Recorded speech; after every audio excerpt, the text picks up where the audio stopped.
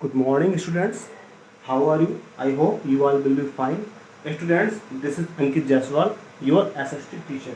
Students, today we are going to start a new chapter, Our Changing Earth. We have already completed two chapters in geography. Okay, that is why we are going to start a new chapter today. बच्चों, हमने already two chapters पढ़ लिए हैं और आज हम third chapter और new chapter start करेंगे which is our changing earth. ठीक है बच्चों, आप इस चैप्टर को स्टार्ट करें, मैं उससे पहले आपको कुछ चीज़ें रिकॉल करवाना चाहता हूँ। हमने चैप्टर 2 में कुछ चीज़ें पढ़ी थी, ठीक है, और उनसे भी पहले एक चैप्टर पढ़ा था जो हमारा अर्थ है बच्चों, जो हमारा अर्थ होता है। हमने ये पढ़ा था कि उसमें 3 लेयर्स होती हैं, ठीक है, जो हमारा अर्थ है 3 लेयर से मिलकर बना हुआ है। और आपको शायद वो चीज़ें याद भी होंगी, मैंने आपको बताया था कि जो हमारा अर्थ है 3 लेयर से मिलकर बना हुआ है। ठीक है, तो आपको याद होगा जो ऊपरी लेयर होती है वो क्रस्ट कहलाता है। ठीक है, ऊपरी जो लेयर होती है वो क्रस्ट कहलाता है, और जो बीच की लेयर होगी, ठीक है, वो मेंटल कहलाती है, और सबसे नीचे की जो बच्चों लेयर होती है वो कोर कहलाती है। तो ये मैं आपको क्यों रिकॉल करवा रहा हूँ ये भी आपको मालूम चलेगा। ठीक है, तो यहीं से एक टर्म आता है लिथोस्फीयर। ठीक है, अब लिथोस्फीयर क्यों पढ़ रहे हैं? क्योंकि हमें इस चैप्टर में स्टार्टिंग वहीं से करनी है। ठीक है, तो सबसे पहले आपको बता दें लिथोस्फीयर क्या होता है। कुछ बच्चे इसको मिसजज करते हैं लिथोस्फीयर को लैंड एरिया से, बिल्कुल रॉन्ग है। कुछ लोग इसको क्रस्ट समझ लेते हैं, वो भी रॉन्ग है। सबसे पहले हमको समझना है लिथोस्फीयर क्या होता है। तो बच्चों देखिए, सबसे पहले आप ये बात बताइए मुझे, आप क्रस्ट की बात करते हैं तो क्रस्ट से आप क्या मालूम चलता है?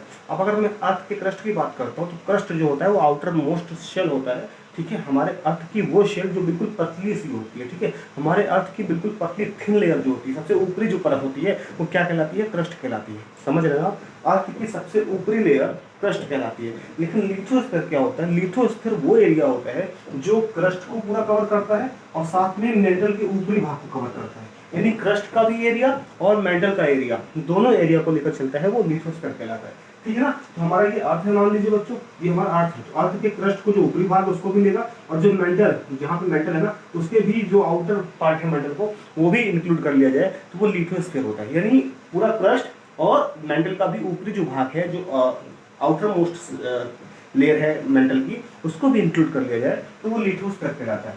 अब बच्चों आपको एक बात पता होगी, मैंने आपको बताया था कि जो आपका मेंटल होता है वो मोल्टन मैग्मा होता है। मैग्मा की मतलब क्या है बच्चों? वहाँ पे एक जलती हुई आग है, ठीक है, और वो आग कैसे फ्लोट कर रही है, यानी कि तैर रही है। तो बच्चों मोल्टन मैग्मा यानी कि बिल्कुल गर्म क्या है? आग है जो कि तैर रही है। अब जब वो चूंकि फ्लोटिंग कंडीशन में है, जो मैग्मा होता है वो फ्लोटिंग कंडीशन में है, तो बच्चों आप मुझे एक बात बताइए, जब फ्लोटिंग कंडीशन में है तो इसके ऊपर जो लिथोस्फीयर यानी जो उसका ऊपरी लेयर है, ठीक है, चाहे क्रस्ट हो या फिर आपका मेंटल का जो ऊपरी परत है, यानी पूरा लिथोस्फीयर जो होगा वो क्या करेगा?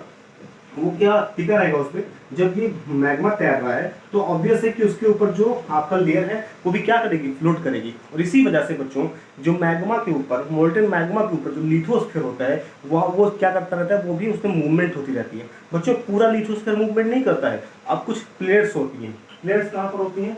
प्लेट्स होती हैं इसी लिथोस्फीयर के जस्ट नीचे, ठीक है, या लिथोस्फीयर पे ही पड़ती है, तो लिथोस्फीयर पे पड़ती हैं। तो चलिए उनको स्टार्ट करते हैं समझना और जानेंगे कि ये मूवमेंट क्यों होती हैं, कैसे होती हैं, ठीक है, और ये किस टाइप की होती हैं, इनसे क्या क्या काजेस होते हैं, क्या क्या इनसे जो है नुकसान होता है, या फिर क्या क्या चीज़ें हैं ये, इनके बारे में हम पूरी जानकारी आज इस वीडियो में लेंगे। देखिए बच्चों, सबसे पहले हम बात करेंगे लिथोस्फीयर की। तो लिथोस्फीयर क्या होता है? Outer most shell of planet और नेचुरल सैटेलाइट। ठीक है, अब देखिए बच्चों एक चीज याद रखिएगा कि जो आउटर मोस्ट सेल होता है किसी भी प्लैनेट का, किसी भी प्लैनेट या नेचुरल सैटेलाइट यानी मून का, जो बच्चों आउटर मोस्ट सेल होता है, यानी सबसे ऊपरी जो परत होती है उसे बोलते हैं लिथोस्फीयर। ठीक है, सबसे ऊपरी जो परत होती है उसे बोलते हैं लिथोस्फीयर। अब लिथोस्फीयर में क्या क्या इंक्लूड करते हैं बच्चों? क्रस्ट इंक्लूड करते हैं, याद रखिएगा, पूरा क्रस्ट इंक्लूड करते हैं, और साथ में वहाँ पे मेंटल का एबव पार्ट, ठीक है, मेंटल का जो ऊपरी हिस्सा होता है, ठीक है, मेंटल भी इसमें इंक्लूड होता है। यानी क्रस्ट प्लस मेंटल क्या कहलाता है यहाँ पर बच्चों? लिथोस्फीयर कहलाता है। ठीक है, तो ये चीज याद रखिएगा। पूरा मेंटल नहीं आएगा इसमें, मेंटल का वो पार्ट जो थोड़ा सा सूखा होता है, यानी कि उसमें मैग्मा नहीं होता, वो वाला पार्ट, और साथ में क्रस्ट, दोनों को मिला देंगे तो ये लिथोस्फीयर बन जाएगा। अब इसी लिथोस्फीयर के नीचे इसमें क्या होती है बच्चों? प्लेट होती है। वो प्लेट हमेशा मूव करती रहती है। क्यों मूव करती रहती है? अभी लिथोस्फीयर प्लेट्स के बारे में देखिए। Lithosphere plates large and small, ठीक है, यानी छोटी या बड़ी प्लेट्स हो सकती हैं। प्लेट्स छोटी भी हो सकती हैं और बहुत ज़्यादा इमेंस भी हो सकती है, यानी कि बहुत विशाल, यानी बहुत बड़ी भी हो सकती है। And second thing is it is rigid, ठीक है, रिगिड होता है यानी कि ये लगातार रफ्तार से भी होती हैं या फिर स्लो भी हो सकती हैं, डजंट मैटर। इसके अलावा आप देखिए इर्रेगुलरली शेप्ड भी होती है, इनका कोई शेप नहीं होता, ऐसा नहीं कि सर्कुलर में होंगी या रेक्टेंगुलर शेप में होंगी, ऐसा कुछ नहीं होता। ये क्या होते हैं बच्चों, ये इनका कोई भी शेप नहीं होता, ठीक है, दे आर इर्रेगुलर शेप्ड, ठीक है। तो यहाँ पे क्या होता है, इनका शेप नहीं होता। तो ये प्लेट्स को हम लोग स्लैब्स भी बोलते हैं, याद रखिएगा, इन प्लेट्स को स्लैब्स भी बोला जाता है। तो आपने क्या सीखा, ये जो अर्थ है बच्चों, ये अर्थ है, ये अर्थ का लिथोस्फीयर यानी क्रस्ट का ऊपरी भाग और मेंटल, यहाँ पे मेंटल बीच में मैग्मा तैर रहा है, तो मैग्मा के ऊपर जो लिथोस्फीयर है उसके यहाँ पे बीच में क्या होगा, कुछ प्लेट्स मूव कर रही है, ठीक है, कुछ प्लेट्स लगातार मूव कर रही हैं और उन मूव होती प्लेट्स की वजह से, ध्यान दीजिए बच्चों, उन मूव होती प्लेट्स की वजह से क्या होता है, हमारे अर्थ पे कुछ फोर्सेस अप्लाई होते हैं, ठीक है। हमारे अर्थ में अक्सर आपने देखा होगा कुछ मूवमेंट होते हैं, जैसे कि वोल्केनो होता है, ठीक है। इसके अलावा अर्थक्वेक आता है, लैंडस्लाइड आते हैं। ये चीज़ें क्यों होती हैं, क्योंकि जो प्लेट्स, जो लिथोस्फीयर जो प्लेट्स हैं वो आपस में क्या है बच्चों, वो आपस में मूव कर रही हैं, ठीक है, वो चल रही हैं, और जब आपस में फोर्स उनमें अप्लाई होता है ये चीज़ें हमारे अर्थ पे देखने को मिलती हैं। ये चीज़ें हम आगे पढ़ेंगे। तो बच्चों क्या होता है, आपने लिथोस्फीयर समझ लिया। लिथोस्फीयर यानी कि किसी भी प्लैनेट या नेचुरल सैटेलाइट का आउटर मोस्ट जो शेल होता है, जो कि क्रस्ट और मेंटल का ऊपरी हिस्सा लेकर चलता है, तो लिथोस्फीयर क्या कहते हैं। और लिथोस्फीयर प्लेट्स क्या होती हैं, लिथोस्फीयर प्लेट्स होती है छोटी या बड़ी प्लेट्स, रिजिड प्लेट्स, उसके अलावा इनको कोई शेप नहीं होता, इनको स्लैब्स कहते हैं।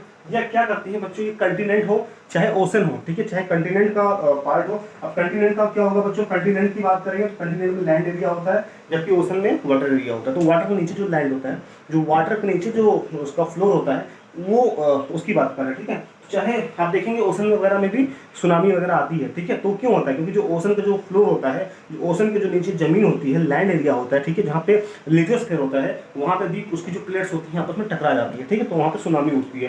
तो इस वजह से क्या होता है, लिथोस्फीयर जो प्लेट्स होती हैं वो आपस में वो मूव कर रही होती है, और इनकी बच्चों आप ध्यान इस चीज़ को समझ लीजिए कि जो इनकी स्पीड होती है बहुत स्लो होती है, ठीक है। लिथोस्फीयर जो प्लेट्स होती हैं ये स्लो मूवमेंट करती रहती हैं धीरे धीरे, और आपको शायद मालूम नहीं है कि जहाँ पर आप खड़े हैं ये भी क्या है, ये मूव करके आए यहाँ पर आप खड़े हुए हैं, यानी कि ये कई सालों में जहाँ पर आप एग्जैक्टली अभी खड़े हुए हैं ये कुछ मिलीमीटर इधर रहा होगा, और इन्हीं प्लेट्स की मूवमेंट की वजह से ये एक्चुअली क्या हुआ है, ये एक्चुअली यहाँ पर आ गए हैं। यानी कि मैं आपको बता दूं कि हर साल इसमें कुछ मिलीमीटर मूवमेंट होता रहता है, यानी लिथोस्फीयर में कुछ ना कुछ मिलीमीटर चेंजेस होते रहते हैं, यानी एक जगह से दूसरी जगह खिसकते रहते हैं, यानी जो हमारा लैंड एरिया है ये खिसकता रहता है हर साल। क्यों, क्योंकि इसके नीचे जो प्लेट्स हैं आपस में मूव कर रहे हैं, और मूव करने की वजह से हमारा जो ऊपरी एरिया है वो भी क्या करता है बच्चों, मूव करता रहता है। तो इसी वजह से आप देखेंगे इन्हीं मूवमेंट की वजह से हमारा जो अर्थ है उस पर कई कंटिनेंट अलग हो गए। पहले गोंडवाना लैंड हुआ करता था जिनमें ऑस्ट्रेलिया और इंडिया एक साथ हुआ करते थे, लेकिन इन्हीं मूवमेंट की वजह से हमारा अर्थ का जो बच्चों लिथोस्फीयर था वो खिसक गया, लैंड खिसक गया और कहीं दूसरी जगह पे आ गया। तो इसी वजह से बच्चों लाखों करोड़ों साल तक जब चेंजेस होते रहते हैं तो ये काफी ज्यादा खिसक जाते हैं, आपको मालूम नहीं चलता, बट हर साल कुछ ना कुछ बिल्कुल मिलीमीटर हल्का सा ऐसे बिल्कुल चेंज होता रहता है, यानी कि इनमें चेंजेस होते रहते हैं। वो क्यों होते हैं, क्योंकि बच्चों मैंने आपको बता दिया कि नीचे मोल्टेन मैग्मा है, उसके ऊपर लिथोस्फीयर है, तो यहाँ पे जब प्लेट्स इन्हीं लिथोस जब ये मोल्टेन मैग्मा तैर रहा है तो इसके ऊपर जो प्लेट्स हैं वो भी तैरेंगी, ठीक है, और जब तैरेंगे तो साथ में हल्का हल्का ऊपर का भी चीजें यहाँ पे फ्लोट करेंगी, तैरेंगी, और उन्हीं बच्चों तैरने की वजह से चीजें हमको देखने को मिलती हैं, हम ऑब्जर्व करते हैं, ठीक है। तो आई होप आपको लिथोस्फीयर समझ में आया, लिथोस्फीयर प्लेट समझ में आए। और लिथोस्फीयर क्या होता है, देखिए दे मूव वेरी स्लोली, ये बहुत स्लो मूव करते हैं लिथोस्फीयर प्लेट्स, ठीक है, इनमें आपस में स्लो बहुत मूवमेंट होती रहती है। तो क्यों मूव करते हैं, क्योंकि इनके नीचे मोल्टेन मैग्मा है जो कि फ्लोटिंग कंडीशन में है, मोल्टेन मैग्मा है, मैग्मा तैर रहा है, तो ऊपर प्लेट्स फिर तैरती रहती हैं, और प्लेट्स के तैरने की वजह से लिथोस्फीयर लैंड एरिया भी हमारा तैरता रहता है, ठीक है। तो जो मैग्मा है इनसाइड द अर्थ के नीचे वो मूव करती है सर्कुलर मोशन में, ठीक है। जो मैग्मा है बच्चों नीचे हमारे मेंटल पे वो क्या करता रहता है, सर्कुलर मोशन में ऐसे बच्चों ये तैरता रहता है, ठीक है, ये फ्लोट करता रहता है, जिसकी वजह से हमारा लिथोस्फीयर प्लेट्स भी आपस में ऐसे मूव करती रहती है, ठीक है। और जब प्लेट्स मूव करती है तो लैंड जो ऊपर का लिथोस्फीयर है वो भी मूव करता है, और उसकी वजह से काफी ज्यादा चेंजेस हमारे अर्थ में हमको देखने को मिलते हैं, ठीक है। चलिए, तो अब बच्चों ये जो मूवमेंट है इनको हम लोग क्या नाम देते हैं, इनको हम लोग फोर्स नाम देते हैं, ठीक है। फोर्स क्यों नाम देते हैं, क्योंकि ये जो मूव हो रहा है इनमें फोर्स लगता है, और फोर्स लगने की वजह से ही मूव करते हैं, ठीक है। तो उन फोर्सेस को हमने क्या किया है, हमने उन फोर्सेस को बच्चों कई टाइप से हमने इनको कैटेगराइज किया हुआ है, ठीक है। तो आप समझ चुके होंगे फोर्स क्या होता है, क्यों होता है, जब मूवमेंट कर रहा है तो उसमें फोर्स लगेगा, ठीक है। बच्चों फोर्स लगता है तभी वो चीजें मूव कर रही हैं, राइट। तो मूवमेंट हो रहा है तो उसमें फोर्स लग रहा है। तो अब हम इन फोर्सेस को अलग अलग तरीके से डिवाइड करते हैं, अलग अलग तरीके से जानते हैं कि अर्थ पे कौन कौन सी फोर्सेस अप्लाई होती हैं, इनके लिथोस्फीयर पे कौन कौन सी फोर्सेस अप्लाई होती हैं। तो बच्चों सबसे पहले आप देखेंगे फोर्स को हमने टू टाइप से यहाँ पे हमने इसको कैटेगराइज किया है। पहला फोर्स है एंडोजेनिक फोर्स और दूसरा फोर्स है एक्सोजेनिक फोर्स, ठीक है। पहला फोर्स क्या है, एंडोजेनिक फोर्स, दूसरा फोर्स क्या है, एक्सोजेनिक फोर्स, ठीक है। समझ पाए इतनी चीजें।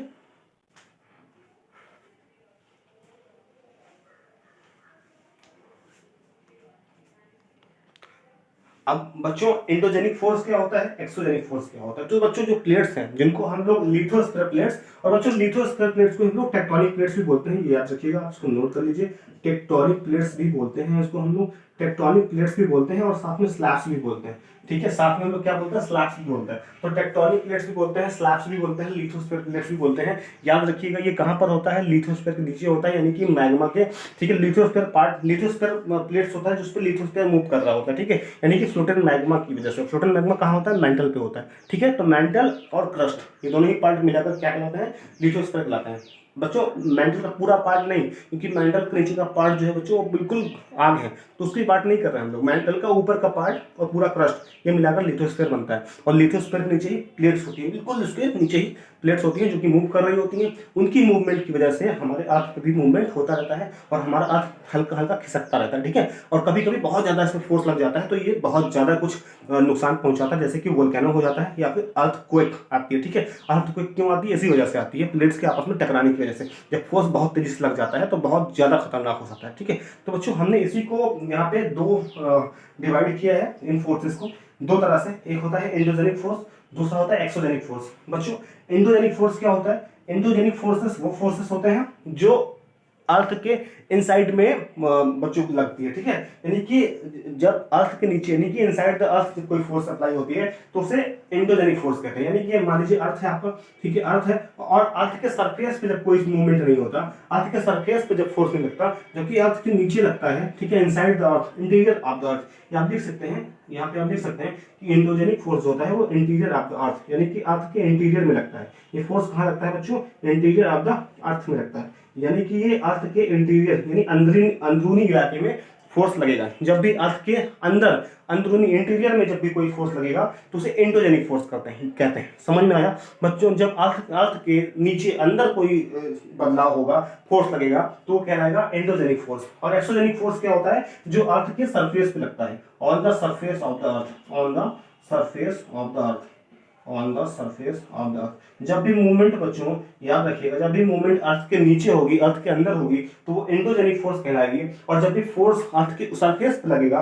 तो वो एक्सोजेनिक फोर्स कहलाएगा, on the surface of the earth. ये चीजें आप याद रखेंगे, ये इंपॉर्टेंट है आपके लिए जानना कि एक्सोजेनिक क्या होता है और एंडोजेनिक क्या होता है। तो एंडोजेनिक क्या होता है, अर्थ के नीचे इंटीरियर पे लगेगा और अर्थ के सरफेस पे जो लगेगा वो एक्सोजेनिक होता है। अब बच्चों एग्जांपल समझ लेते हैं। देखिए एंडोजेनिक फोर्स भी दो टाइप के होते हैं, एक सडन फोर्स, एक डायस्ट्रॉफिक फोर्स, ठीक है। दो तरह के फोर्स इसमें भी लगते हैं। पहला होता है आपका बच्चों सडन फोर्स और दूसरा डायस्ट्रॉफिक फोर्स।